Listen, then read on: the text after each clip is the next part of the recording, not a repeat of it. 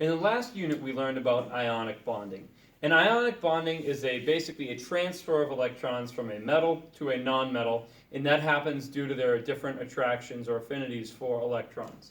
So when we draw Lewis structures for ionic compounds, the metal, which usually has an extra electron 2 or 3, will give up those electrons to a nonmetal, resulting in the formation of ions. So there's no true linkage between them, holding them together. There's really just an electrostatic attraction, meaning an attraction between electrically charged particles, and that holds them in place in an ionic lattice. Covalent molecules are completely different. They form between nonmetals, so one nonmetal and another nonmetal, and it results in a sharing of the electrons, where the electrons spend all the time in between the two atoms. So a very simple molecule that we'll talk about first is methane, CH4. So 1 carbon, 4 hydrogen atoms. Now, drawing the Lewis structures, as you know, you put carbons in the 4th group, so it has 4 valence electrons. You put 1 dot on each side to represent carbon as a Lewis structure. Then hydrogen's in the 1st group, it only has 1 dot around it.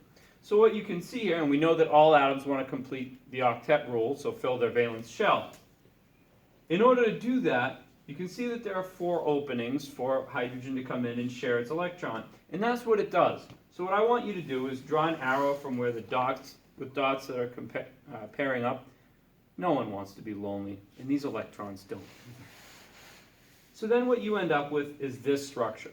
And you can see that that carbon has 8 electrons around it, completely satisfying its octet rule. Hydrogen doesn't need 8 because its valence shell can only hold 2 electrons, so it's also happy. But everything besides hydrogen that you're going to bond with is going to want 8 dots around it.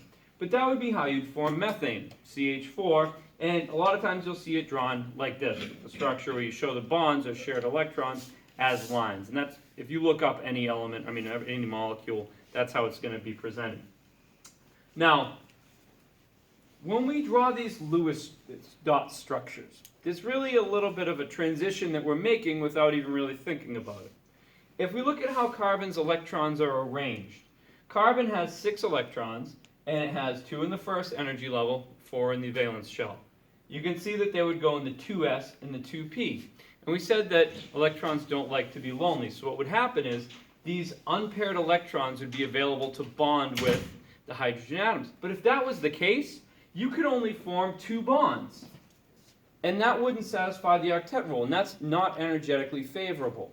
So what has to happen is these orbitals undergo something called hybridization, where those s and p subshell orbitals end up blending to become very similar. They end up becoming something called sp3 hybridized, which we'll learn more about in a later video exclusively about hybridization. But for now, all you need to know is what happens is they become equal in energy. And when they become equal in energy, according to Hund's rule, what you would have is 1 electron go in each of the orbitals, making it unpaired and available for bonding. So that's basically where we get this structure from, and that's why carbon then has the ability to form those 4 bonds.